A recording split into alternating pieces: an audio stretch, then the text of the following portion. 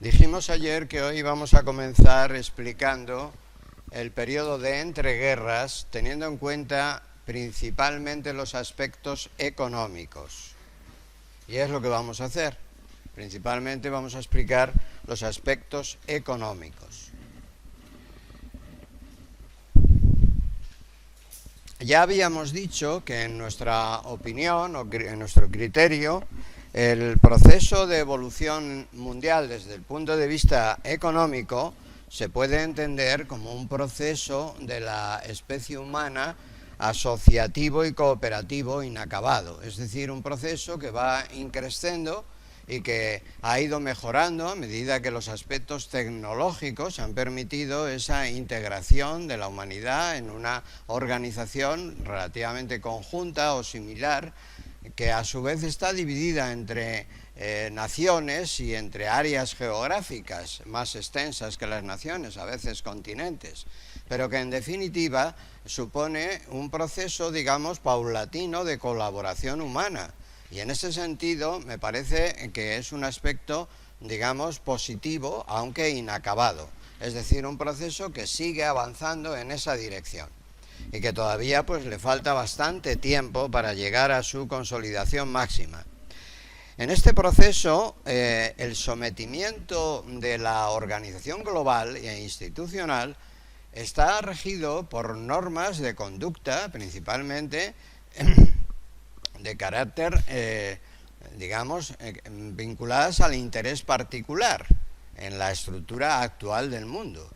Eso no quiere decir que sea lo ideal. Quizá lo ideal no sea que solo la estructura del mundo esté condicionada por los intereses particulares, sino que también puede estar condicionada por otro principio tan importante o más que el interés particular, que es el bien común. En definitiva, los dos, el interés particular y el bien común, deberían hacerse compatibles. Porque todos ustedes estarán de acuerdo conmigo que solo el interés particular no conduce necesariamente al bien común, sino que determina una lucha, digamos, de fuerzas sobre el poder del más fuerte en esa controversia o competitividad de los mercados, con lo cual realmente no tiene por qué de ahí resultar el bien común. Esta tesis, que es tan sencilla y que todo el mundo puede entender, sin embargo, no está tan clara en las doctrinas económicas. De hecho, el fundador de la doctrina moderna económica, del cual hemos hablado varias veces, Adam Smith, ya decía, ¿ha sido de verdad?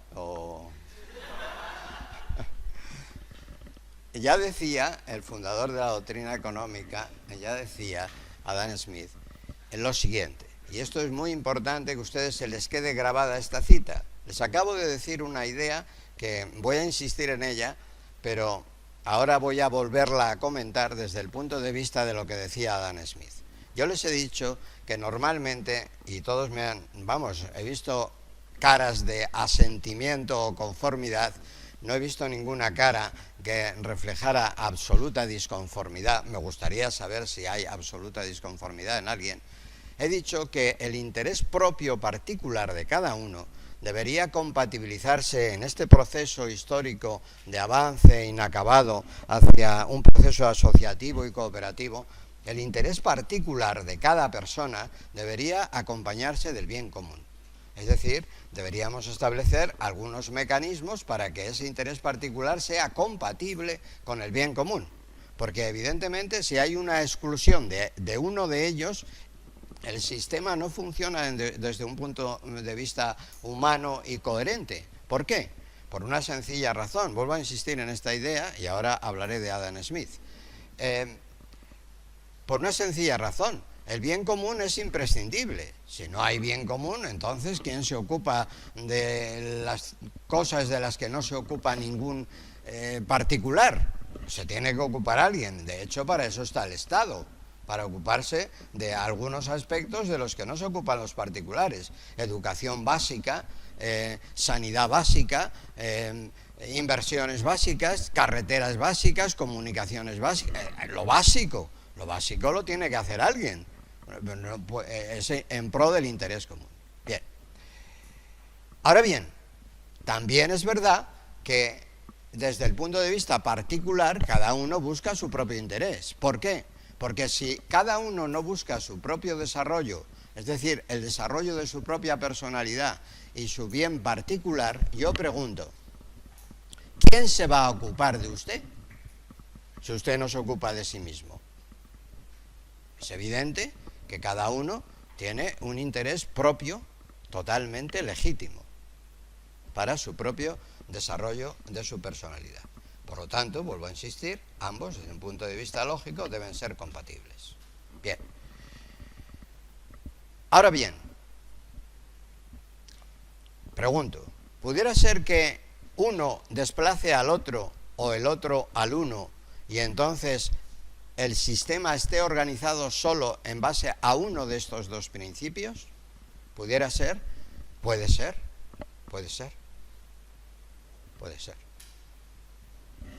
Yo creo que ese no sería un buen sistema, pero puede ser. De hecho, el comunismo marxista de la Unión Soviética estaba basado en un teórico principio del bien común, teórico, porque luego en la praxis resultaba que era el menos verdadero, desde el punto de vista de que para lograr un cierto equilibrio económico, una igualdad, digamos, absoluta entre los ciudadanos, desde el punto de vista económico, se iba a una situación en la cual se cercenaban o limitaban absolutamente las libertades. Bueno, ¿para qué me sirve estar igual que los demás si no tengo ni libertad para hacer por mi propia iniciativa prácticamente nada? Nadie me va a premiar mi esfuerzo, digamos, se vuelve un sistema decadente, que es lo que ha ocurrido en la Unión Soviética. A la inversa, si solo nos regimos por el interés particular, vuelvo a repetir, ¿quién se ocupará del bien común?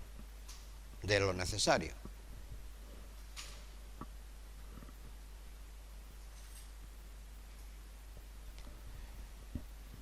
Entonces, planteada así la cuestión, he dicho que el tema no está tan claro. ¿Por qué? Porque el padre de la ciencia económica moderna, Adam Smith, en su obra, que ya he citado varias veces, Causas y naturaleza de la riqueza de las naciones, dice expresamente lo siguiente, y esta es una afirmación que me interesa que a ustedes se les quede grabada, la repetiré varias veces a lo largo del curso. Dice, cada persona, por lo general, es un principio básico que él afirma, busca su propio interés.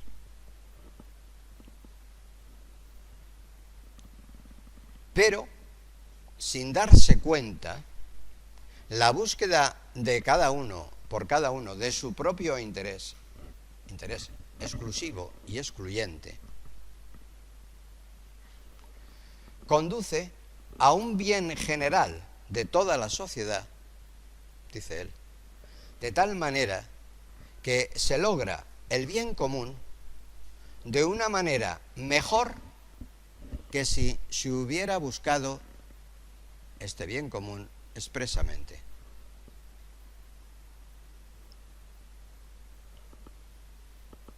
Esto no es compatible con lo que yo acabo de explicar. Por eso les decía que me ha extrañado que no haya ninguno que haya objetado nada. Quiere decir que mis explicaciones anteriores les han convencido. Pero si les han convencido mis explicaciones anteriores, no les puede convencer lo que dice Adam Smith. Vuelvo a repetir. Dice Adam Smith, cada persona busca única y exclusivamente su propio interés. Y sin darse cuenta, la búsqueda por cada uno de su propio interés conduce a un bien general de toda la sociedad que es mejor y más efectivo que si ese bien común general se hubiera buscado expresamente. ¿La afirmación es verdadera o falsa? Es falsa, es un sofisma. Ahora bien, es un sofisma, cuidado. ¿Por qué es un sofisma? Porque evidentemente no hay ninguna garantía de que si cada uno busca su propio interés exclusivamente, eso necesariamente conduzca también al bien común. ¿Por qué? Entre otras cosas, porque hay una desigualdad de rentas, hay una desigualdad de capacidades históricas, etcétera, de las distintas personas, familias, hay una desigualdad de formación, hay una desigualdad educativa, hay una desigualdad de información, de oportunidades, etcétera. Todas esas desigualdades que son de un modo natural, incluso la buena o mala suerte, determinan que no se pueda lograr necesariamente el bien común de una manera justa y equitativa. Entonces, ¿cuál es la respuesta adecuada? Cuidado, la respuesta adecuada es que la afirmación de Adam Smith, llevada a sus últimas consecuencias, es un sofisma. No es verdadera. Porque, vuelvo a repetir, no hay ninguna garantía que del bien particular, exclusivo y excluyente se vaya a lograr necesariamente el bien común. ¿Alguna observación? ¿Alguien?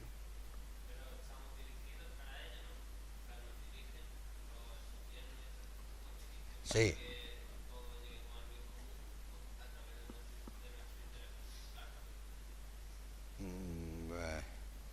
¿Usted cree? ¿Sí? ¿Con la corrupción y todo por medio? Ah, otra cosa. Un gobierno legal, correcto. Legal. Correcto. Bueno, ¿nos conducen o deberían conducirnos? Bien. Yo creo que lo que usted afirma, que es interesante, obedece a un plano de razonamiento distinto del plano en el que yo estoy razonando. O sea, yo estoy razonando en un plano más bien puramente teórico, lógico, nada más. Y usted me ha introducido una variable fuera de lo teórico y lógico, que es la variable real. ¿Dónde estamos? ¿En qué mundo vivimos? ¿Qué está pasando? ¿Cómo funciona? Son dos cosas distintas. Entonces, puede ser que lo que usted dice sea verdad, o que debiera ser verdad, aunque no lo sea. Lo que ocurre es que la afirmación de Adam Smith es en abstracto, como yo la estoy planteando. No es como usted la está planteando, sino como yo la estoy planteando. Entonces, lógicamente, Adam Smith no tiene razón, necesariamente.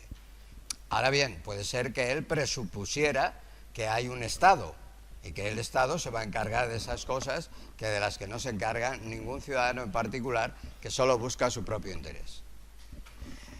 Yo creo que es mucho más lógico en la praxis, también en la realidad del mundo, que en nuestras conductas, las conductas humanas, nosotros introdujéramos las dos variables.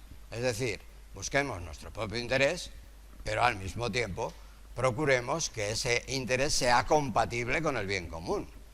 Porque si abusamos de nuestra propia libertad, de nuestro propio interés, pues también podemos llegar a situaciones que nadie puede solucionar, ni siquiera el Estado.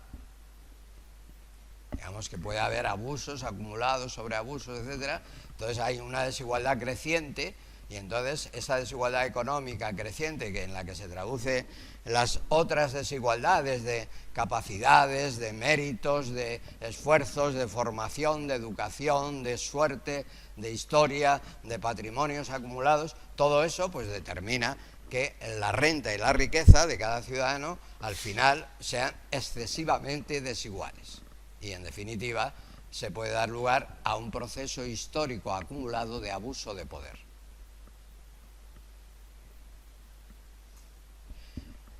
Ahora vamos a razonar como usted quiere, en el plano inverso. Vamos a irnos a la realidad. Y pregunto, ¿funciona la realidad como debería funcionar? Y la respuesta es no.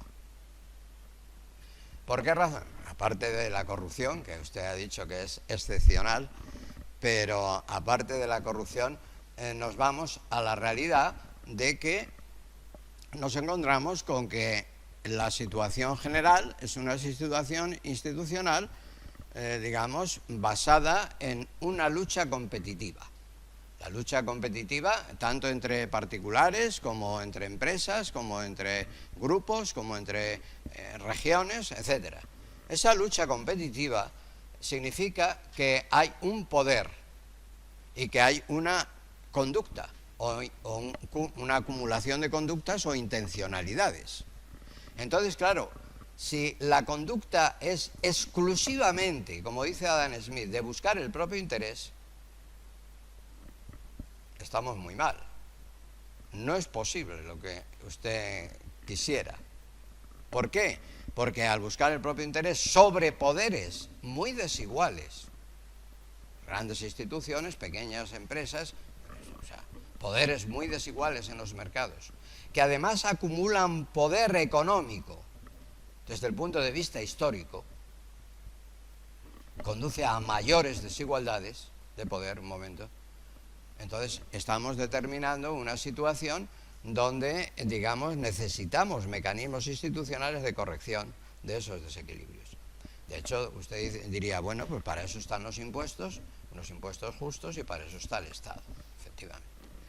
Pero mi tesis es, sería mejor que el Estado quizá intervenga menos, cobre menos impuestos, pero los particulares se ocupen más del equilibrio. En la medida en que los particulares se ocupen del equilibrio del interés propio compatible con el bien común, en una forma más intensa, que todos los ciudadanos sean conscientes de sus responsabilidades individuales y colectivas, en esa medida, digamos, el Estado tiene menos misión. Y entonces el Estado fácilmente puede solventar los otros problemas extremos a los que nadie puede llegar, nada más que el Estado. Pero si el Estado tiene que solucionar todo, porque cada uno lo único que hace es buscar su propio interés, y eso crea nuevos problemas graves, entonces el Estado no da abasto. Y entonces nos encontramos en una situación muy parecida a la que vivimos ahora. Por eso, en la realidad, partiendo de la realidad, llegamos a una situación donde también se llega, yo creo, a unas conclusiones en el sentido de que la doctrina de Adam Smith no es verdadera. Vuelvo a repetir, la razón fundamental de que sea un sofisma esas afirmaciones de Adam Smith, en mi modesta opinión, es que significa que no hay ninguna garantía de que lo que él dice se vaya a cumplir. Dígame.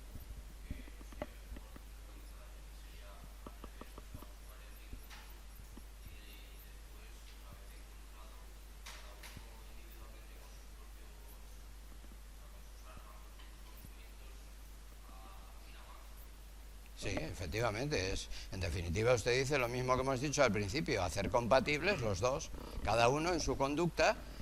El bien común no es una cosa que esté aislada de los esfuerzos de cada uno, o sea, que cada uno hace esfuerzos, supera sus propios desarrollo personal, y con ese resultado lo único que tiene que procurar es que la asignación que haga de esos resultados, de esas riquezas o acumulación de renta o riqueza que vaya obteniendo, destinarlas de una forma, digamos, bueno, constructiva y equitativa. Esto significa, por ejemplo, que la empresa, en su estructura de distribución del beneficio, tendría que tener en cuenta no solamente a un capital, sino también a los demás factores que intervienen en la producción y creación de riqueza de la empresa.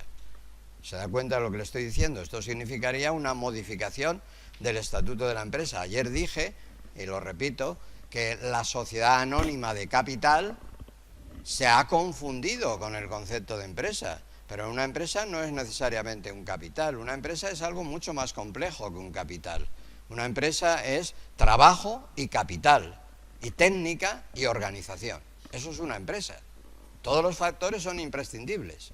Y también mercado, consumidores, para poder colocar esa producción, resultado del capital, el trabajo, la técnica y la organización, en el mercado y recuperar los fondos invertidos. Y es la forma en que eso se produce una cadena más un margen que permite la ganancia legítima y además el desarrollo ulterior mediante la inversión y las nuevas tecnologías en el desarrollo de la propia empresa,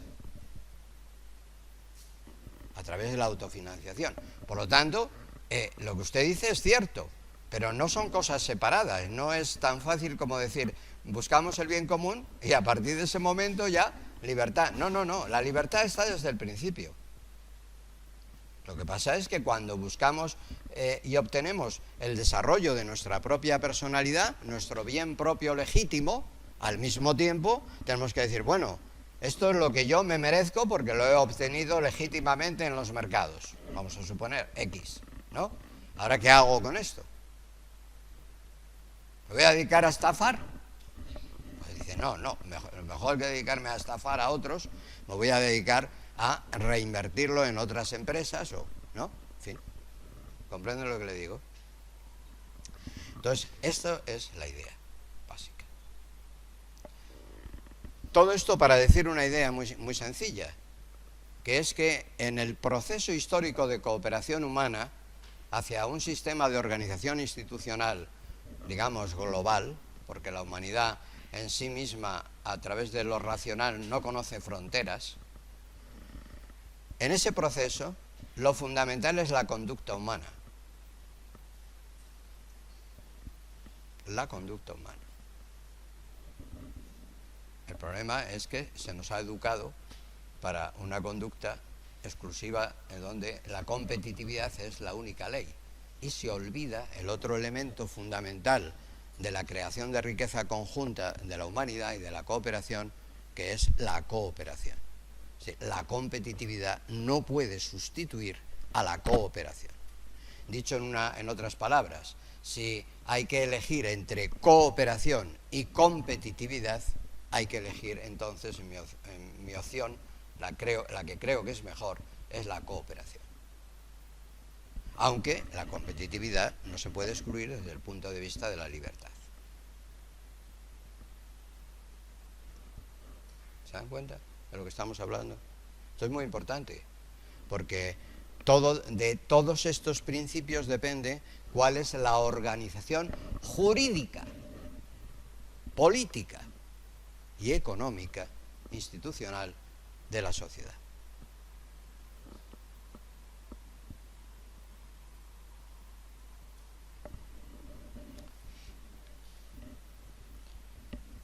Dicho en otras palabras, igual que nosotros pedimos o exigimos que haya justicia, nosotros tenemos que ser también colaboradores de esa justicia social.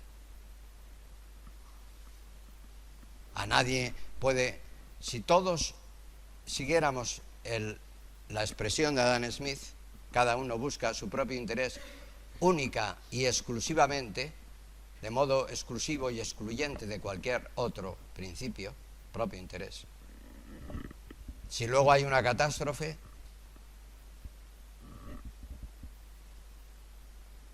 se siente. ¿A quién vamos a reclamar? No hay nadie a quien reclamar.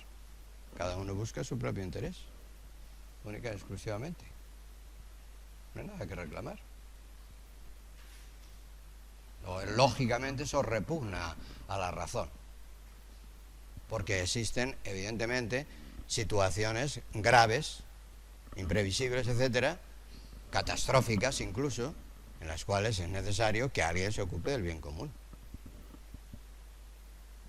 Que alguien o todos nos ocupemos en alguna medida. ¿Se dan cuenta de lo que estoy diciendo? Esto es muy importante, ¿eh? No lo olviden nunca, además, porque la inercia de los mecanismos del sistema, de la realidad económica del mundo, de la lucha competitiva de los mercados, de las empresas, de los problemas financieros, etcétera, hace que todo esto que les estoy diciendo hoy, hasta ahora, se olvide. A todos se nos puede olvidar, porque estamos sumergidos en esas inercias, en esos mecanismos de lucha competitiva y nos olvidamos de todo esto. Pero si uno recapacita y se sienta a pensar, enseguida se da cuenta de que hay que encontrar otros caminos que sean más justos y equitativos. A la vez que se defienden los dos derechos, el derecho al libre desarrollo particular de la propia personalidad, es decir, el propio interés, la búsqueda del propio interés legítimo, para el desarrollo propio. Como he dicho antes, nadie se va a ocupar de usted si usted no lo hace adecuadamente, y es obligado y responsable usted mismo de realizarlo, y al mismo tiempo, en pequeña o gran escala, cada uno en su nivel, según la responsabilidad social, se tiene que ocupar también, en alguna medida, del bien común.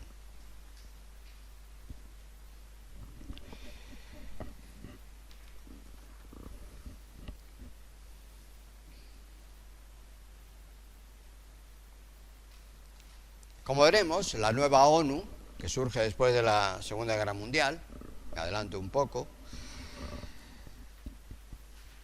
en ese sentido, simplemente una pincelada, es o pretende ser el embrión de ese orden mundial, fundamentado, como ya dije el primer día, en la igualdad de la dignidad humana y los derechos humanos fundamentales.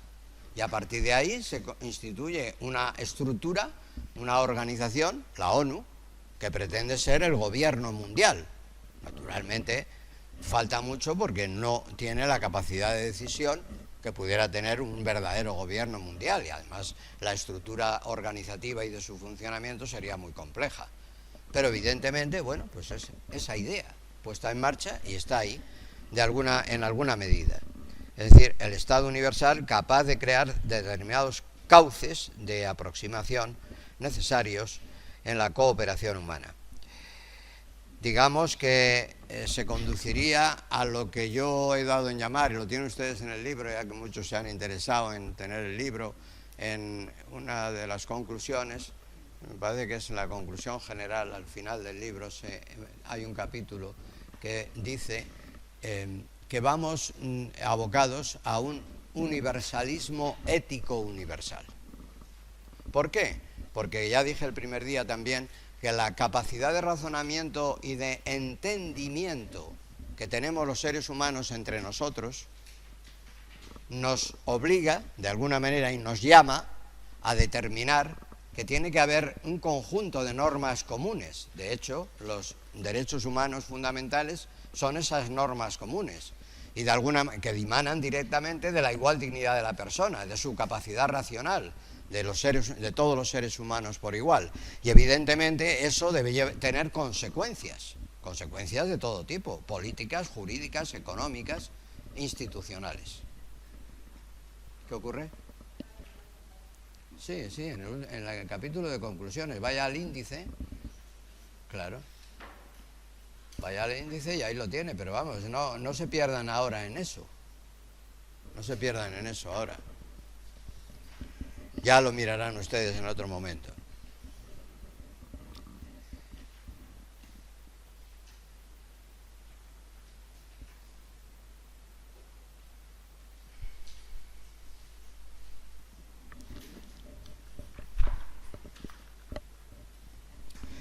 Bien, en el periodo de entreguerras surge un conflicto económico y monetario. ¿En qué consiste el conflicto económico y monetario del periodo de entreguerras? Pues el conflicto consiste en que el sistema ideado por David Ricardo del patrón oro no suministra la liquidez internacional necesaria para los intercambios comerciales. ¿Qué quiere esto decir? Que un sistema mundial de monedas distintas entre sí, cada país tiene la suya en ese momento, no había agrupaciones como el euro ni nada de eso, cada país tiene la suya. Un sistema de monedas de intercambios en los que los intercambios comerciales van creciendo de una forma muy pronunciada a medida que la población también crece. Tengan en cuenta que yo les decía, en 1800 la población de Europa era de 180 millones de habitantes. En 1900 había pasado a 425, se había más que doblado. Y a ustedes les llamó la atención en 1900. Pero es que en el año 2000 la población está, bueno, no a nivel europeo, pero sí a nivel mundial, estamos ya en 7.000 millones de personas. Entonces, lógicamente, esa expansión o explosión, como la han llamado algunos autores, demográfica, la explosión demográfica, ha determinado que los volúmenes del comercio y de los intercambios sean crecientes, internacionalmente hablando. Y entonces, si el volumen del comercio internacional es creciente, hace falta un medio de pago suficientemente líquido para atender a todos esos pagos crecientes. Y ese medio líquido resulta que el patrón oro, en los años 30, se observa que es insuficiente. Dicho de otra manera, la libra esterlina como moneda de reserva vinculada al oro no genera la liquidez suficiente para que todos los países puedan intercambiar sus bienes y hacer sus cobros y pagos de una forma fluida y adecuada, acorde con el crecimiento de la población y el crecimiento del comercio. Y como no genera la liquidez necesaria, entonces el sistema se empieza a estrangular. Pero claro, eso desprestigia a la libra esterlina, que en esos momentos es la moneda de intercambios más importante del mundo. Y los países han ido acumulando reservas en forma de esas monedas internacionales. Esa moneda internacional que es la libra esterlina. Entonces, a consecuencia de esta situación, gracias por avisar, a consecuencia de esta situación, el comercio internacional produce un estrangulamiento, y entonces el estrangulamiento va en detrimento del crecimiento interno del Producto Bruto Nacional de cada país que realiza sus intercambios. Piensen ustedes que además ese estrangulamiento y falta de liquidez del sistema de intercambios internacionales tiene otras muchas consecuencias. Por ejemplo, si un país no puede exportar toda su producción, ni la puede consumir tampoco internamente, se encuentra en una situación de sobreproducción. Produce más de lo que puede vender y colocar en los mercados. Si tiene una sobreproducción, entonces tiene un problema grave, porque una de dos, o deja de producir, con lo cual entonces se produce en la empresa un estrangulamiento de la producción, queda mano de obra totalmente ociosa que hay que despedir para equilibrar ingresos y gastos. Y entonces se entra en una situación de recesión interna del país. De manera que eso, generalizado a varios países o a todos ellos, pues determina una situación muy compleja. Claro, alguno dirá, bueno, pues entonces hacemos una cosa, devaluamos la moneda para que haya más liquidez y, digamos, las cosas, de alguna manera, pues valgan menos, o creamos inflación determinando un crecimiento de la masa monetaria, y entonces eso va a significar o va a permitir que haya más liquidez para el pago en el comercio internacional. Pero si todos los países hacen lo mismo, lo único que se crea es inflación. Y no aumenta el comercio, porque todas las monedas valen menos. Hay una relación clara, también esto no lo he dicho todavía en este curso, lo voy a explicar brevemente. Hay una relación clara entre cantidad de dinero en circulación relacionado ese dinero con una moneda. Piensen ustedes, por ejemplo, en el dólar. Pero no me gusta el dólar porque es la moneda de reserva moderna. La libra esterlina tampoco me gusta porque era la moneda de reserva en esta época. Piensen ustedes en el yen japonés, o el yuan chino, que no son monedas de reserva. Entonces se dice, si aumenta la masa monetaria de yenes japoneses, porque el país emite más yenes, yo les pregunto a ustedes, ¿puede emitir todos los yenes que le dé la gana sin que eso genere ninguna consecuencia? No. ¿Por qué? Porque ¿qué va a crear? Una emisión de moneda superior a la necesaria. Una devaluación de la moneda. Es decir, ¿qué va a crear? Una inflación. ¿Por qué? Porque, miren ustedes, la moneda tiene que corresponderse, el volumen de moneda, con el volumen de producción real. Si yo tengo 5 de moneda y 5 de producción real, y ahora elevo el volumen de moneda a 10, pero el volumen de producción real sigue igual, Cada moneda me vale la mitad. Tengo 10 cuando antes tenía 5 para la misma producción real. Luego hay eso se llama la ecuación cuantitativa del dinero, en la cual intervienen también otros factores como es la velocidad de circulación y la masa monetaria, MV igual a PQ. MV quiere decir masa monetaria por su velocidad igual a conjunto de bienes por sus precios, QP o PQ, precios por cantidades. El volumen de precios por cantidades sería la producción real y el volumen de masa monetaria sería MV. Tienen que ser equivalentes, se llama ecuación cuantitativa del dinero. Pero si esa ecuación se rompe, porque la masa aumenta al doble, MV, M aumenta al doble, entonces tengo un problema de inflación o de depreciación del dinero, que es lo mismo. Por lo tanto, la cuestión que se plantea en estos momentos era un problema de liquidez. Ese problema de liquidez va unido también a un desprestigio de la divisa de reserva, que en esos momentos, como he dicho ya varias veces, es la libra esterlina. El desprestigio de la libra esterlina determina que algún país, concretamente Francia en 1928, solicite a Gran Bretaña la conversión en oro, patrón oro, de todas sus libras esterlinas depositadas en las cajas del Banco de Francia. Entonces, al pedir la conversión en oro a Inglaterra, de las libras esterlinas, oiga, deme oro por estas libras esterlinas, que es su obligación. Entonces Gran Bretaña le paga en oro, pero ya dice, me he quedado sin oro, ya no puedo convertir más libras esterlinas en oro.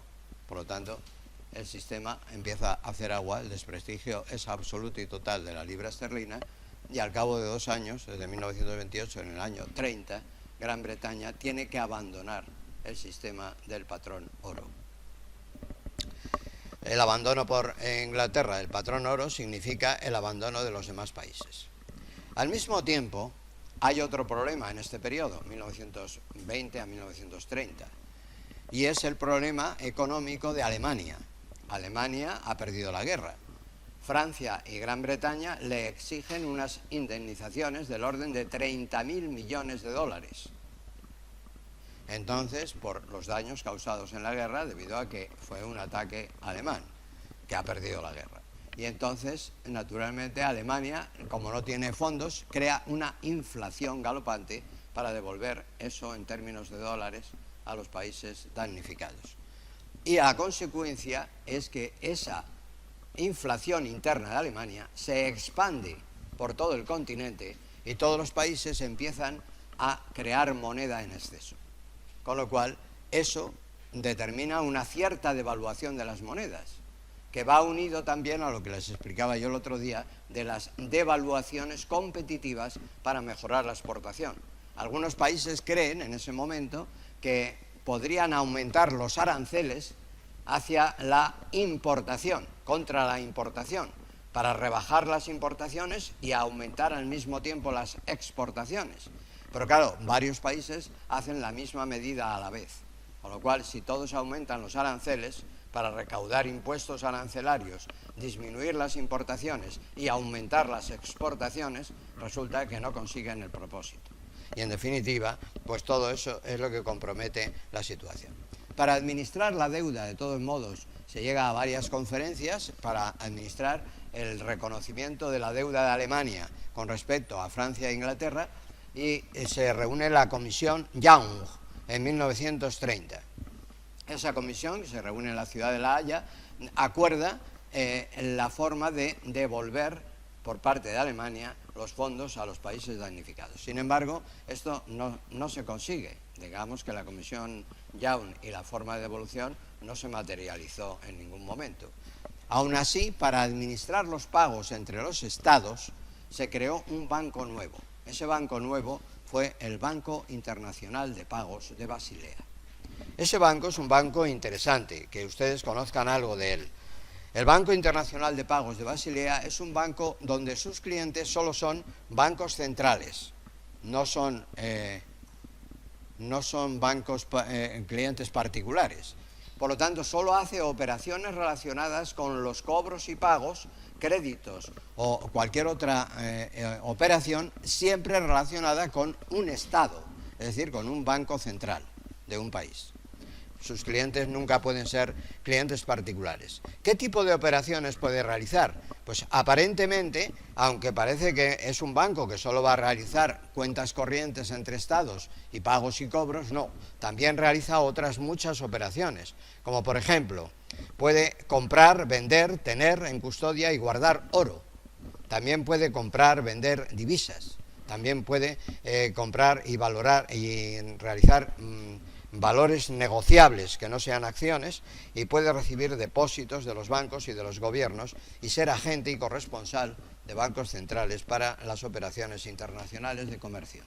En definitiva, todas las monedas vinculadas al oro están interesadas en que ese banco funcione porque va a facilitar las relaciones de intercambio y los pagos y cobros entre los distintos países. Piensen ustedes que si varios clientes, estados, son clientes de un mismo banco, resulta que los cobros y pagos no necesita el banco que hacer movimientos, sino solo anotaciones en cuenta. Este debe al otro 5, el otro de los 5 debe al otro 3 y el otro debe al primero 2. Con lo cual hace el ajuste y todo queda en casa, si se fijan ustedes. De esa manera, digamos, mediante clearings y sistemas de pago de este tipo, se consigue un menor movimiento de liquidez y por lo tanto facilita las relaciones de intercambios comerciales a través del clearing. Clearing es una palabra inglesa, clearing se escribe, que significa eso, comercio desde el punto de vista de pagos y cobros compensados entre sí, compensados. Por otro lado, las políticas que habían llevado a cabo Francia e Inglaterra de petición de créditos para armamento a Estados Unidos da lugar a que Estados Unidos sea el principal país acreedor después de que estalla la crisis del patrón oro. Y por lo tanto, al ser el principal país acreedor, Francia e Inglaterra tienen que pagar sus créditos a Estados Unidos, por eso exigen que sea Alemania la que se los pague a ellos, los daños de esa política armamentística, y en definitiva el beneficiado, el que acumula las reservas en oro, es Estados Unidos. También Francia, porque Francia ha tenido la picardía de ser el primer país que pide la conversión de sus libras esterlinas en oro. Y por lo tanto, los dos países que van a tener unas reservas mayores de oro en el mundo van a ser Francia y Estados Unidos, precisamente. Bien, sobre estas bases, el Banco de Basilea es un banco que tiene para regirlo un consejo de administración y después se rige por los gobernadores de los bancos centrales que forman una asamblea, digamos, de propietarios del Banco Central de Basilea, Banco de Pagos. En 1930, aproximadamente, Estados Unidos, por su parte, proclama una tarifa de importaciones proteccionista. Se llama la tarifa Smoot-Hawley. La tienen ustedes aquí en el epígrafe 3 de esta lección. Y entonces dice que con esta tarifa, Estados Unidos empieza a mantener unos privilegios arancelarios con algunos países, entre ellos Gran Bretaña y los países de la Commonwealth, y al mismo tiempo esas preferencias, sin embargo, no son generalizadas a los demás países. Con lo cual, este beneficio que experimenta Estados Unidos va en contra de lo que defiende internacionalmente en el periodo, que es un liberalismo, porque es un liberalismo asimétrico. Digamos que defiende la libertad de mercados para los demás, pero digamos él practica una política arancelaria proteccionista. Esto es muy frecuente durante todo este periodo, que en gran parte colapsa el comercio internacional, porque son si lo ven ustedes, causas, que todas ellas confluyen en una situación de disminución de la producción y de disminución del comercio, y en definitiva esto va a estallar en la Gran Depresión. ¿Qué es la Gran Depresión? Pues la Gran Depresión es una recesión masiva en el volumen de Producto Bruto y en el volumen de empleo o ocupación de una serie de países. La Gran Depresión se considera que estalla en octubre del año 1929, por eso se dice la Gran Depresión de 1929, pero ese no es más que el estallido. En realidad la Gran Depresión dura una década, es decir, prácticamente hasta el estallido de la Segunda Guerra Mundial. Y durante todo ese periodo la actividad económica va a sufrir una disminución, el comercio va a sufrir una disminución y el empleo masivo va a sufrir una disminución, es decir, va a haber un desempleo masivo. Esos tres elementos, desempleo masivo, reducción del volumen de producción, reducción del comercio y reducción del Producto Bruto de cada país, oscilan entre niveles entre el 40 y el 60% en el periodo. Con lo cual, si se fijan ustedes, que un país o un área económica baje su producción hasta un 40% es una auténtica barbaridad, porque fíjense, aquí en la crisis actual estamos en los momentos más críticos, hemos bajado el volumen de producción en un 1, un 2%, y ya nos ha parecido una barbaridad y el volumen de paro se ha disparado. Imagínense ustedes lo que es en esos momentos, donde además no existía una política de intervención gubernamental, porque el sistema de la teoría económica dominante está basado en el laissez-faire, que saben ustedes que impide la intervención del Estado, el laissez-faire como doctrina económica. Entonces resulta que la situación fue catastrófica. De hecho, ahí surgen precisamente las ideas de un economista importante que se rebela contra eso, que es el economista Keynes, del cual ya les he hablado alguna vez y volveremos a hablar de él. Le dedicamos un capítulo entero. Y Keynes lo que viene a decir es que el Estado no puede consentir un paro masivo sin hacer nada. Tiene que hacer algo, lo que usted decía, ¿no? Tiene que hacer algo, pero claro, en esos momentos la teoría económica decía que el Estado no tiene que intervenir, porque lo que debe dominar es exclusivamente la iniciativa privada, es decir, el laissez-faire. Laissez-passer, le monde va de lui-même.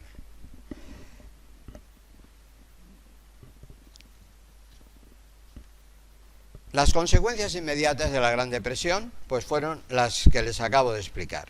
Un colapso general de la actividad económica que se extiende por la mayoría de los países europeos, que se considera que explota con la crisis de la Bolsa de Nueva York en octubre de 1929 y que el paro masivo alcanza porcentajes de hasta el 50%.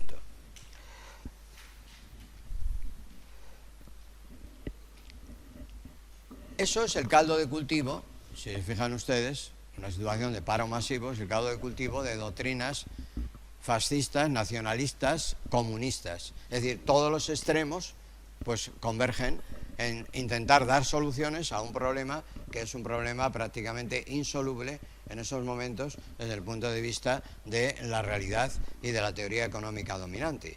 De manera que no hay instrumentos, ni institucionales, ni políticos, ni económicos, ni jurídicos para dar solución a esos problemas. No hay instrumentos. Y por lo tanto, pues cualquier loco que venga por allí predicando una doctrina que va a salvar al país, le hace por ejemplo Hitler, pues nos encontramos con que encuentra un volumen enorme de seguidores, ¿no? Y entonces, bueno, pues parece que va a solucionar algo, no va a solucionar absolutamente nada. Algo parecido a lo de Podemos aquí. La Segunda Guerra Mundial es el desenlace final de estos mecanismos. La Segunda Guerra Mundial. Bueno, ojalá solucione algo, pero no creo.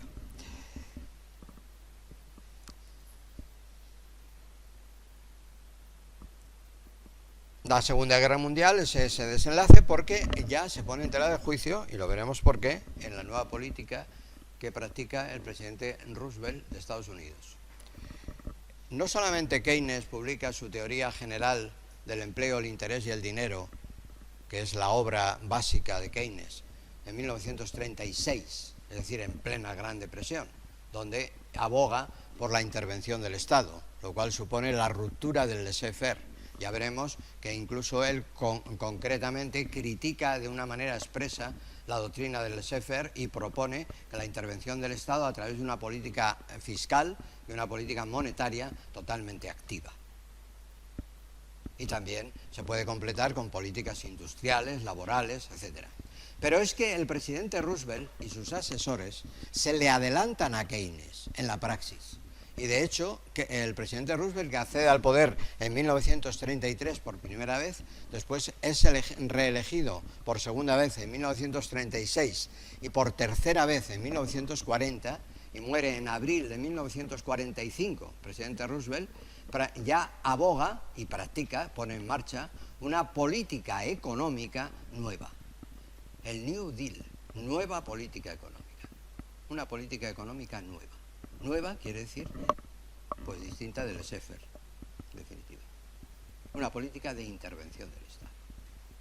Y lo que hasta entonces había sido inconcebible, es decir, lo que se consideraba, ¿se acuerdan que les explicaba ayer? Un delito de sedición, que los sindicatos reivindicaran sueldos o mejoras salariales o sociales, pues eso ya se reconoce por una ley. La Social Recovery Act.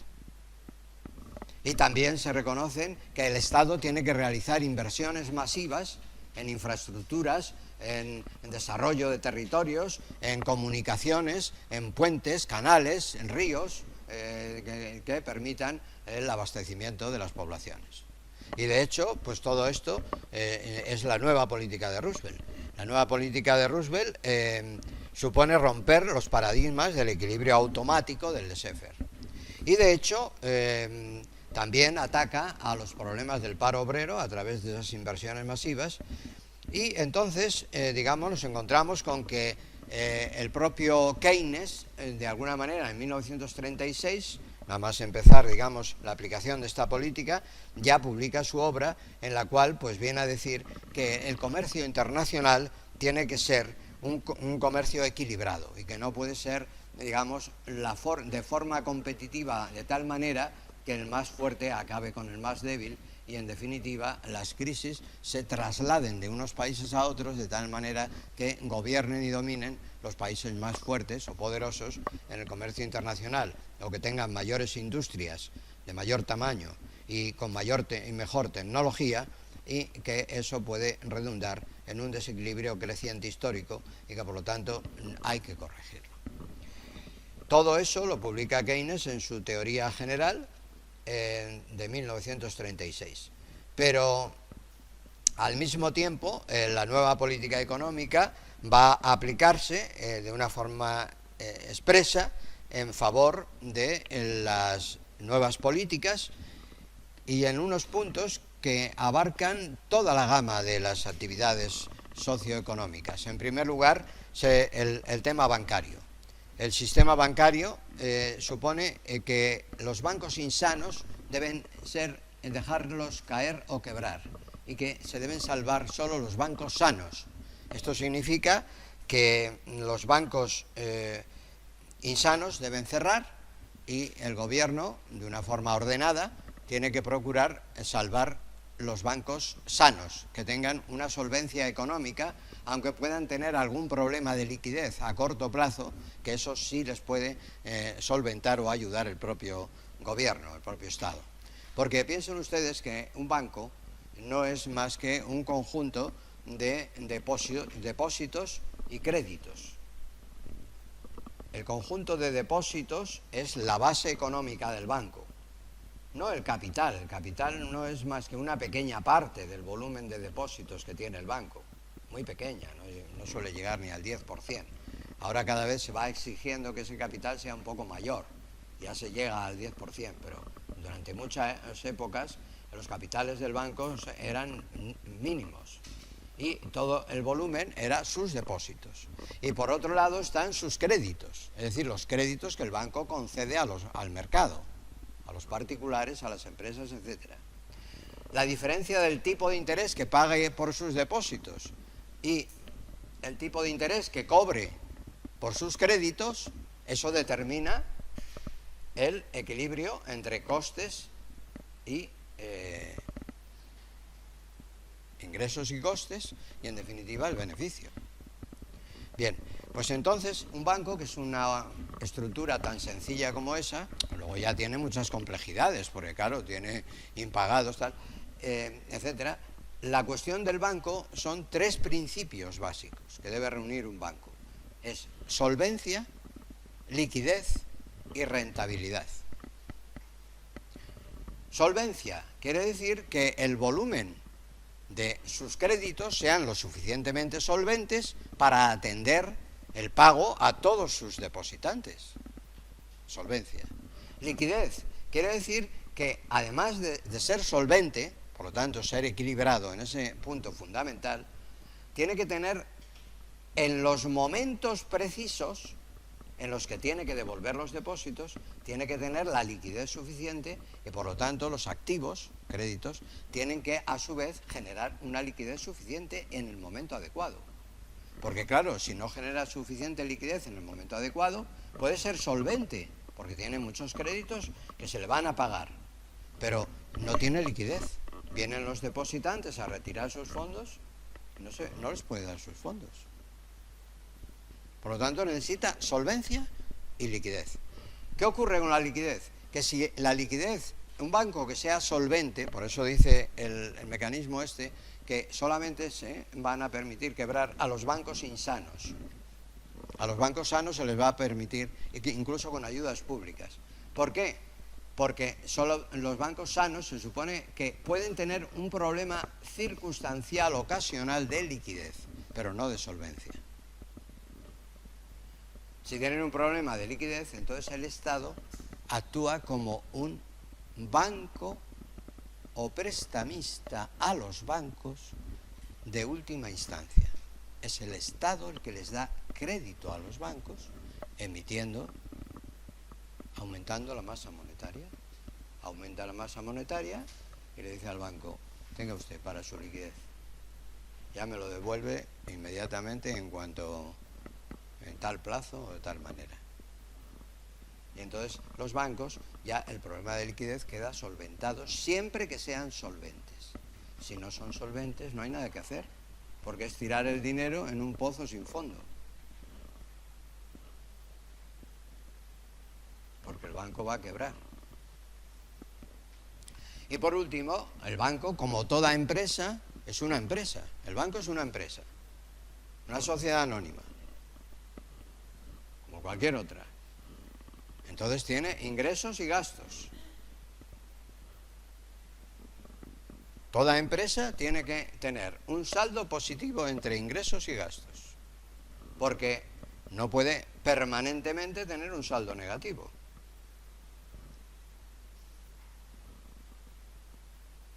Toda empresa tiene que tener un saldo positivo entre ingresos y gastos. Esto quiere decir que el volumen de sus ingresos siempre tiene que ser mayor que el volumen de sus gastos. Si los gastos son mayores que los ingresos, la empresa incurre en pérdidas. Pero claro, una pérdida permanente no se puede soportar porque acaba con la propia estructura de la empresa. Por lo tanto, el saldo, para que una empresa sobreviva normalmente, siempre tiene que ser positivo. Aparte que la empresa tiene que realizar nuevos procesos de crecimiento, de desarrollo, de reinversión de sus ganancias y de crecimiento o investigación técnica, etcétera, tecnológica y avanzar. Por lo tanto, los saldos de una empresa siempre tienen que ser positivos en cuanto a ingresos y gastos. Y claro, eso significa que cuanto mayor sean los ingresos respecto a los gastos, mayor será su rentabilidad, que es el otro concepto. Por lo tanto, solvencia, liquidez y rentabilidad. Una vez saneado el sistema bancario, Roosevelt propone el control del oro. De manera que, muy bien, ya tenemos un sistema bancario saneado, pero ahora vamos a ver, los particulares no pueden tener oro monetizado. Si un particular tiene oro monetizado, incurre en un delito. Entonces tiene que cederlo a la banca, que a su vez actúa como delegada del sistema federal, de la Reserva Federal, del Banco Central. Lo tiene que ceder a la banca. Y entonces la banca es la única que maneja el oro, con lo cual es la única que puede tener oro y divisas. Los particulares no pueden tener divisas extranjeras en su poder. Por lo tanto, esto es la segunda condición del sistema de prohibición de exportar o atesorar oro o moneda extranjera, que tiene que ser cedida al sistema de Reserva Federal a cambio de dólares en billetes. La tercera decisión es devaluar el dólar, porque ante una crisis tan monumental como la que se planteaba en 1929, todos los países habían devaluado. Entonces Estados Unidos no había devaluado el dólar y tuvo que devaluarlo. Hizo una devaluación única, pero del 50%, de una sola vez, mediante una ley al respecto. Después surge un problema de inversiones públicas. El Estado, para ocupar a una masa enorme de mano de obra ociosa debido a la disminución del comercio y a la sobreproducción industrial de las empresas, entonces el Estado tiene que crear oportunidades. ¿Cómo lo hace? Pues a través de una ley, de la cual la más paradigmática es la del Tennessee Valley Authority, que es una inversión que se desarrolla en el Valle del Tennessee para construcción de grandes puentes de carreteras y ferrocarriles, que es como una obra que se ha tomado como ejemplar en Estados Unidos en ese periodo. Se proclama en el año 1933, el 18 de mayo. En cuarto lugar, una de las actividades más importantes de carácter agrario y también al mismo tiempo semi-industrial es la producción de algodón y tabaco en Estados Unidos en toda la parte sur.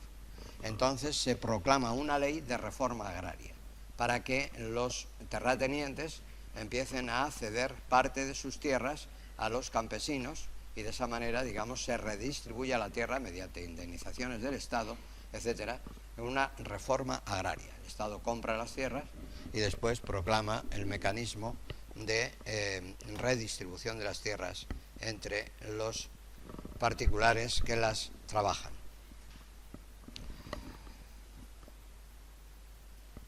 Hay una política social, además, lo que les decía antes.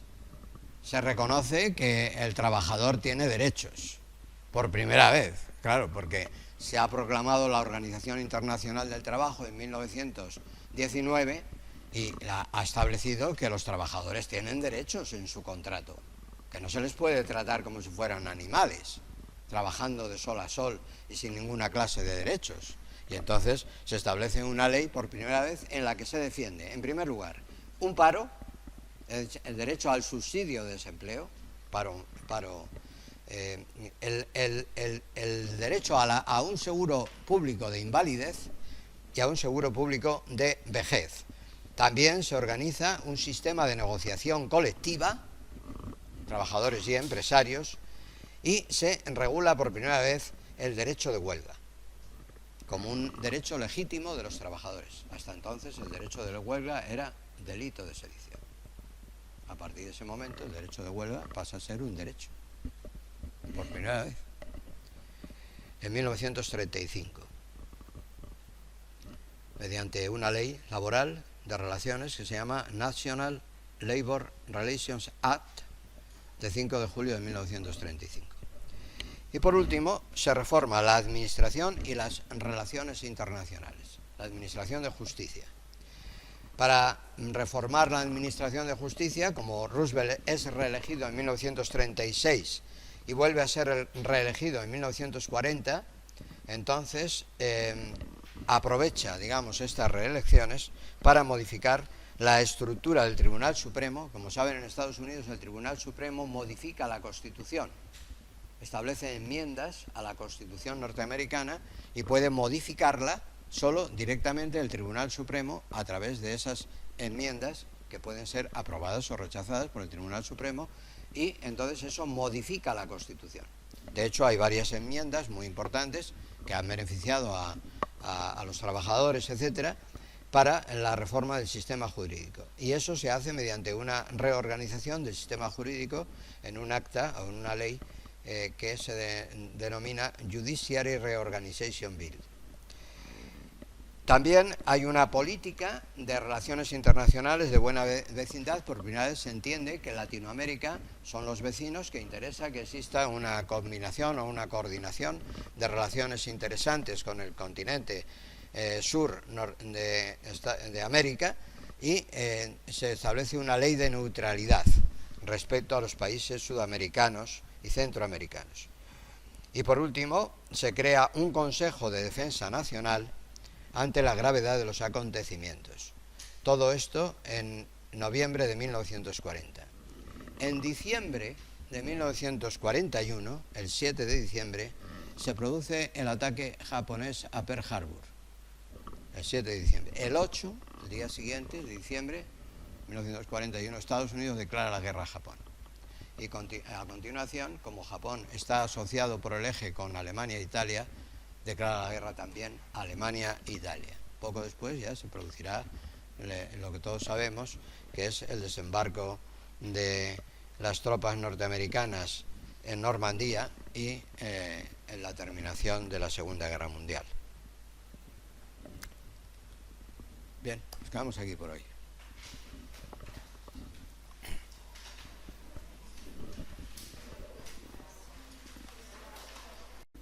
Va de lui-même.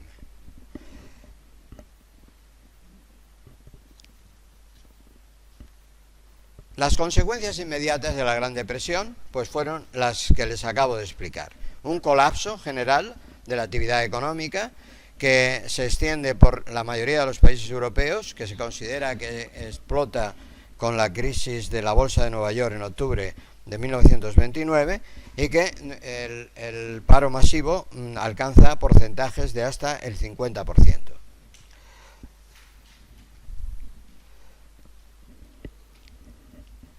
Eso es el caldo de cultivo, si se fijan ustedes, una situación de paro masivo es el caldo de cultivo de doctrinas fascistas, nacionalistas, comunistas. Es decir, todos los extremos pues convergen en intentar dar soluciones a un problema que es un problema prácticamente insoluble en esos momentos desde el punto de vista de la realidad y de la teoría económica dominante. De manera que no hay instrumentos, ni institucionales, ni políticos, ni económicos, ni jurídicos para dar solución a esos problemas. No hay instrumentos. Y por lo tanto, pues cualquier loco que venga por allí predicando una doctrina que va a salvar al país, le hace por ejemplo Hitler, pues nos encontramos con que encuentra un volumen enorme de seguidores, ¿no? Y entonces, bueno, pues parece que va a solucionar algo, no va a solucionar absolutamente nada. Algo parecido a lo de Podemos aquí. La Segunda Guerra Mundial es el desenlace final de estos mecanismos. La Segunda Guerra Mundial. Bueno, ojalá solucione algo, pero no creo.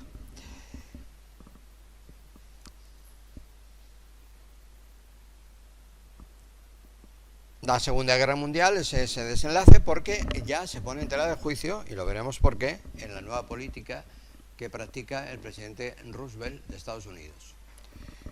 No solamente Keynes publica su teoría general del empleo, el interés y el dinero, que es la obra básica de Keynes, en 1936, es decir, en plena Gran Depresión, donde aboga por la intervención del Estado, lo cual supone la ruptura del laissez-faire. Ya veremos que incluso él concretamente critica de una manera expresa la doctrina del laissez-faire y propone que la intervención del Estado a través de una política fiscal y una política monetaria totalmente activa.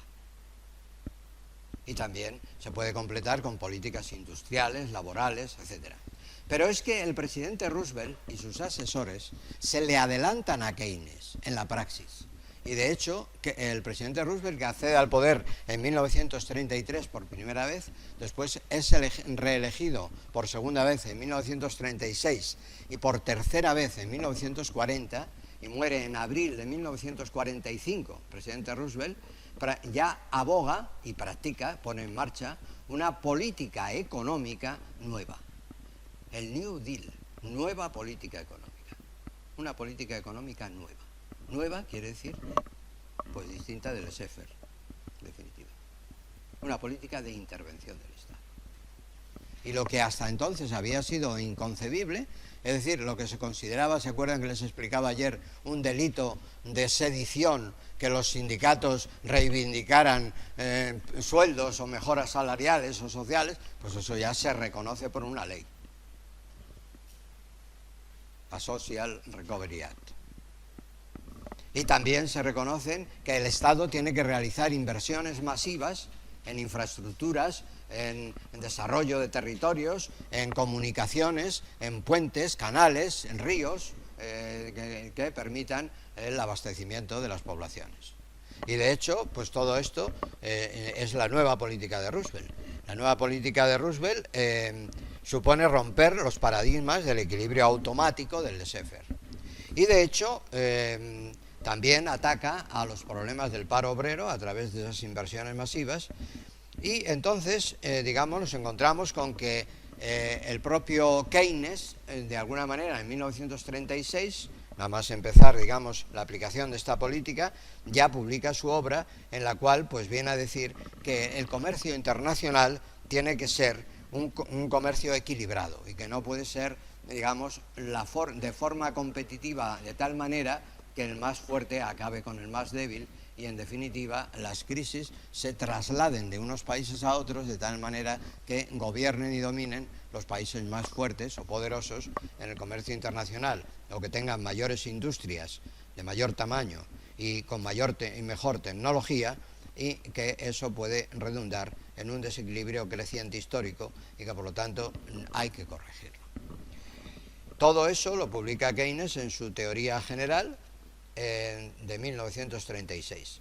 Pero al mismo tiempo la nueva política económica va a aplicarse de una forma expresa en favor de las nuevas políticas y en unos puntos que abarcan toda la gama de las actividades socioeconómicas. En primer lugar, el tema bancario. El sistema bancario supone que los bancos insanos deben dejarlos caer o quebrar y que se deben salvar solo los bancos sanos. Esto significa que los bancos insanos deben cerrar y el gobierno, de una forma ordenada, tiene que procurar salvar los bancos sanos, que tengan una solvencia económica, aunque puedan tener algún problema de liquidez a corto plazo, que eso sí les puede solventar o ayudar el propio gobierno, el propio Estado. Porque piensen ustedes que un banco no es más que un conjunto de depósitos y créditos. El conjunto de depósitos es la base económica del banco, no el capital. El capital no es más que una pequeña parte del volumen de depósitos que tiene el banco, muy pequeña, no suele llegar ni al 10%. Ahora cada vez se va exigiendo que ese capital sea un poco mayor, ya se llega al 10%, pero durante muchas épocas los capitales del banco eran mínimos y todo el volumen era sus depósitos.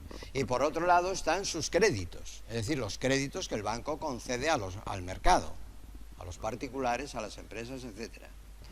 La diferencia del tipo de interés que pague por sus depósitos y el tipo de interés que cobre por sus créditos, eso determina el equilibrio entre costes y ingresos y costes y, en definitiva, el beneficio. Bien, pues entonces un banco, que es una estructura tan sencilla como esa, luego ya tiene muchas complejidades, porque claro, tiene impagados, tal, etcétera. La cuestión del banco son tres principios básicos que debe reunir un banco. Es solvencia, liquidez y rentabilidad. Solvencia quiere decir que el volumen de sus créditos sean lo suficientemente solventes para atender el pago a todos sus depositantes. Solvencia. Liquidez quiere decir que, además de ser solvente, por lo tanto ser equilibrado en ese punto fundamental, tiene que tener en los momentos precisos en los que tiene que devolver los depósitos, tiene que tener la liquidez suficiente y por lo tanto los activos, créditos, tienen que a su vez generar una liquidez suficiente en el momento adecuado.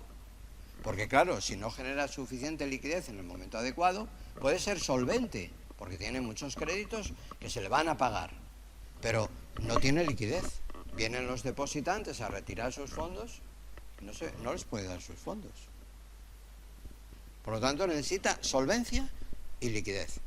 ¿Qué ocurre con la liquidez? Que si la liquidez, un banco que sea solvente, por eso dice el mecanismo este, que solamente se van a permitir quebrar a los bancos insanos. A los bancos sanos se les va a permitir, incluso con ayudas públicas. ¿Por qué? Porque solo los bancos sanos se supone que pueden tener un problema circunstancial, ocasional de liquidez, pero no de solvencia. Si tienen un problema de liquidez, entonces el Estado actúa como un banco o prestamista a los bancos de última instancia. Es el Estado el que les da crédito a los bancos, aumentando la masa monetaria. Aumenta la masa monetaria y le dice al banco, tenga usted para su liquidez. Ya me lo devuelve inmediatamente en tal plazo o de tal manera. Y entonces los bancos, ya el problema de liquidez queda solventado siempre que sean solventes. Si no son solventes no hay nada que hacer, porque es tirar el dinero en un pozo sin fondo. Porque el banco va a quebrar. Y por último, el banco, como toda empresa, es una empresa. El banco es una empresa, una sociedad anónima, como cualquier otra. Entonces tiene ingresos y gastos. Toda empresa tiene que tener un saldo positivo entre ingresos y gastos, porque no puede permanentemente tener un saldo negativo.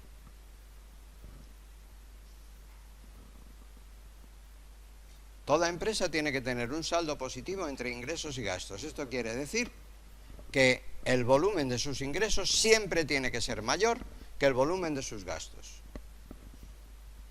Si los gastos son mayores que los ingresos, la empresa incurre en pérdidas. Pero claro, una pérdida permanente no se puede soportar porque acaba con la propia estructura de la empresa. Por lo tanto, el saldo, para que una empresa sobreviva normalmente, siempre tiene que ser positivo. Aparte que la empresa tiene que realizar nuevos procesos de crecimiento, de desarrollo, de reinversión de sus ganancias y de crecimiento o investigación técnica, etcétera, tecnológica y avanzar. Por lo tanto, los saldos de una empresa siempre tienen que ser positivos en cuanto a ingresos y gastos. Y claro, eso significa que cuanto mayor sean los ingresos respecto a los gastos, mayor será su rentabilidad, que es el otro concepto. Por lo tanto, solvencia, liquidez y rentabilidad.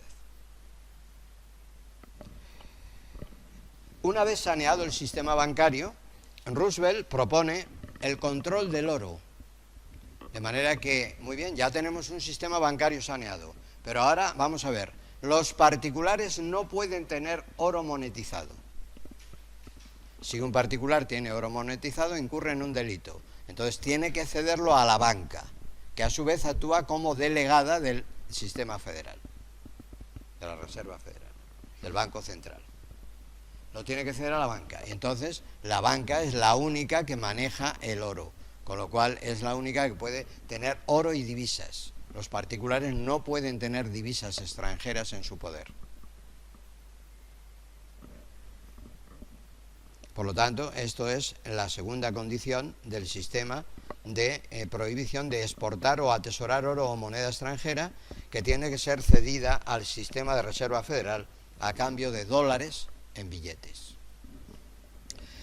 La tercera decisión es devaluar el dólar, porque ante una crisis tan monumental como la que se planteaba en 1929, todos los países habían devaluado. Entonces Estados Unidos no había devaluado el dólar y tuvo que devaluarlo. Hizo una devaluación única, pero del 50%, de una sola vez, mediante una ley al respecto. Después surge un problema de inversiones públicas. El Estado, para ocupar a una masa enorme de mano de obra ociosa debido a la disminución del comercio y a la sobreproducción industrial de las empresas, entonces el Estado tiene que crear oportunidades. ¿Cómo lo hace? Pues a través de una ley, de la cual la más paradigmática es la del Tennessee Valley Authority, que es una inversión que se desarrolla en el Valle del Tennessee para construcción de grandes puentes de carreteras y ferrocarriles, que es como una obra que se ha tomado como ejemplar en Estados Unidos en ese periodo. Se proclama en el año 1933, el 18 de mayo. En cuarto lugar, una de las actividades más importantes de carácter agrario y también al mismo tiempo semi-industrial es la producción de algodón y tabaco en Estados Unidos en toda la parte sur. Entonces se proclama una ley de reforma agraria para que los terratenientes empiecen a ceder parte de sus tierras a los campesinos y de esa manera, digamos, se redistribuye la tierra mediante indemnizaciones del Estado, etcétera, en una reforma agraria. El Estado compra las tierras y después proclama el mecanismo de redistribución de las tierras entre los particulares que las trabajan.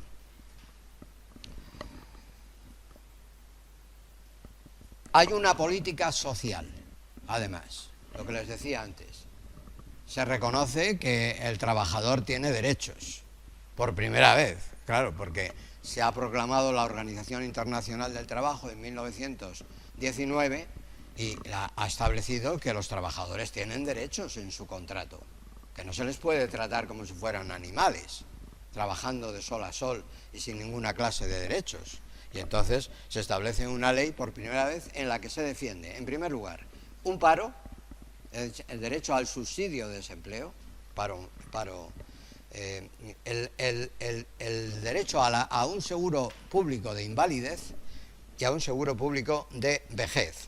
También se organiza un sistema de negociación colectiva, trabajadores y empresarios, y se regula por primera vez el derecho de huelga como un derecho legítimo de los trabajadores. Hasta entonces el derecho de huelga era delito de sedición.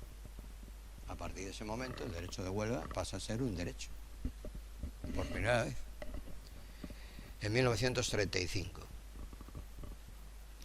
mediante una ley laboral de relaciones que se llama National Labor Relations Act, de 5 de julio de 1935. Y por último, se reforma la administración y las relaciones internacionales, la administración de justicia. Para reformar la administración de justicia, como Roosevelt es reelegido en 1936 y vuelve a ser reelegido en 1940, entonces aprovecha, digamos, estas reelecciones para modificar la estructura del Tribunal Supremo. Como saben, en Estados Unidos el Tribunal Supremo modifica la Constitución, establece enmiendas a la Constitución norteamericana y puede modificarla solo directamente el Tribunal Supremo a través de esas enmiendas que pueden ser aprobadas o rechazadas por el Tribunal Supremo, y entonces eso modifica la Constitución. De hecho, hay varias enmiendas muy importantes que han beneficiado a los trabajadores, etcétera, para la reforma del sistema jurídico. Y eso se hace mediante una reorganización del sistema jurídico en un acta o en una ley que se denomina Judiciary Reorganization Bill. También hay una política de relaciones internacionales de buena vecindad. Por primera vez se entiende que Latinoamérica son los vecinos, que interesa que exista una combinación o una coordinación de relaciones interesantes con el continente sur de América, y se establece una ley de neutralidad respecto a los países sudamericanos y centroamericanos. Y por último, se crea un Consejo de Defensa Nacional ante la gravedad de los acontecimientos. Todo esto en noviembre de 1940. En diciembre de 1941, el 7 de diciembre, se produce el ataque japonés a Pearl Harbor, el 7 de diciembre. El 8, el día siguiente, de diciembre de 1941, Estados Unidos declara la guerra a Japón. Y a continuación, como Japón está asociado por el eje con Alemania e Italia, declara la guerra también a Alemania e Italia. Poco después ya se producirá lo que todos sabemos, que es el desembarco de las tropas norteamericanas en Normandía y en la terminación de la Segunda Guerra Mundial. Bien, nos quedamos aquí por hoy.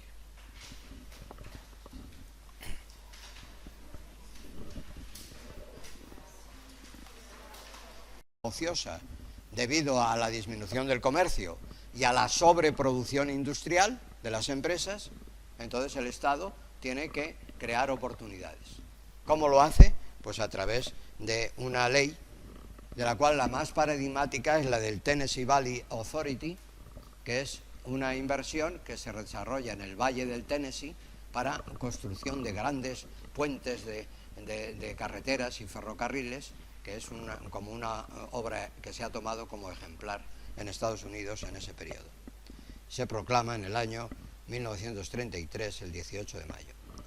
En cuarto lugar, una de las actividades más importantes de carácter agrario y también al mismo tiempo semi-industrial es la producción de algodón y tabaco en Estados Unidos en toda la parte sur.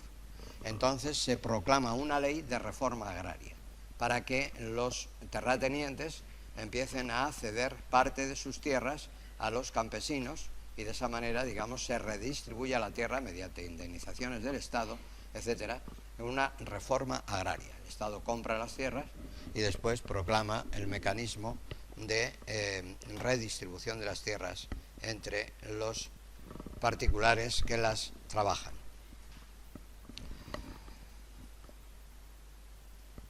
Hay una política social, además, lo que les decía antes.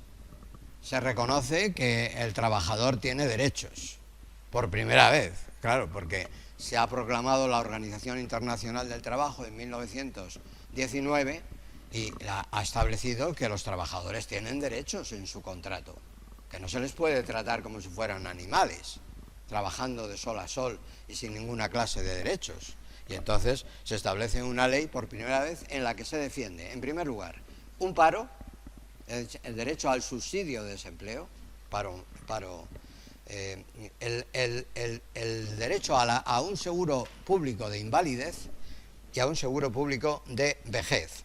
También se organiza un sistema de negociación colectiva, trabajadores y empresarios, y se regula por primera vez el derecho de huelga, como un derecho legítimo de los trabajadores. Hasta entonces el derecho de la huelga era delito de sedición. A partir de ese momento el derecho de huelga pasa a ser un derecho, por primera vez, en 1935, mediante una ley laboral de relaciones que se llama National Labor Relations Act, de 5 de julio de 1935. Y por último, se reforma la administración y las relaciones internacionales, la administración de justicia.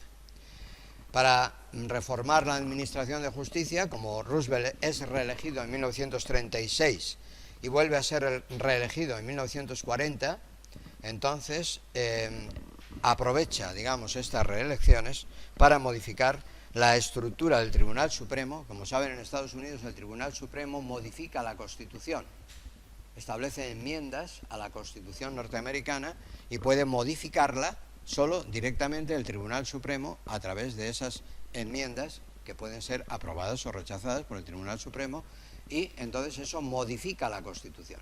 De hecho, hay varias enmiendas muy importantes que han beneficiado a los trabajadores, etcétera, para la reforma del sistema jurídico. Y eso se hace mediante una reorganización del sistema jurídico en un acta o en una ley que se denomina Judiciary Reorganization Bill. También hay una política de relaciones internacionales de buena vecindad. Por primera vez se entiende que Latinoamérica son los vecinos, que interesa que exista una combinación o una coordinación de relaciones interesantes con el continente sur de América, y se establece una ley de neutralidad respecto a los países sudamericanos y centroamericanos. Y por último, se crea un Consejo de Defensa Nacional ante la gravedad de los acontecimientos. Todo esto en noviembre de 1940. En diciembre de 1941, el 7 de diciembre, se produce el ataque japonés a Pearl Harbor. El 7 de diciembre. El 8, el día siguiente, de diciembre de 1941, Estados Unidos declara la guerra a Japón. Y a continuación, como Japón está asociado por el eje con Alemania e Italia, declara la guerra también a Alemania e Italia. Poco después ya se producirá lo que todos sabemos, que es el desembarco de las tropas norteamericanas en Normandía y en la terminación de la Segunda Guerra Mundial. Bien, nos quedamos aquí por hoy.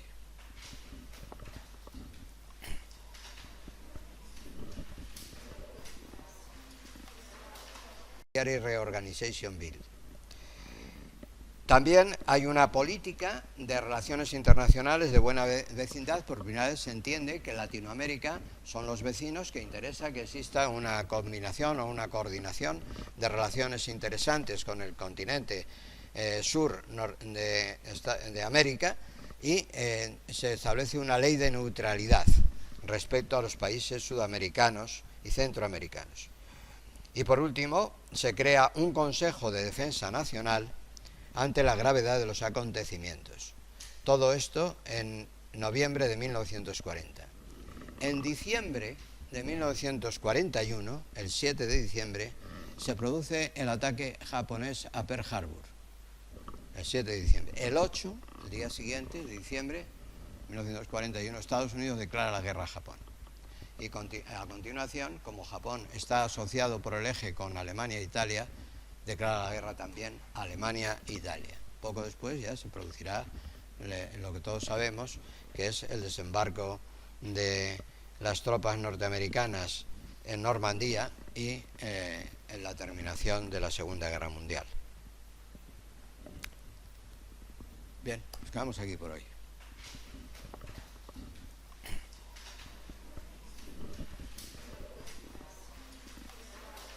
Italia. Poco después ya se producirá lo que todos sabemos, que es el desembarco de las tropas norteamericanas en Normandía y en la terminación de la Segunda Guerra Mundial.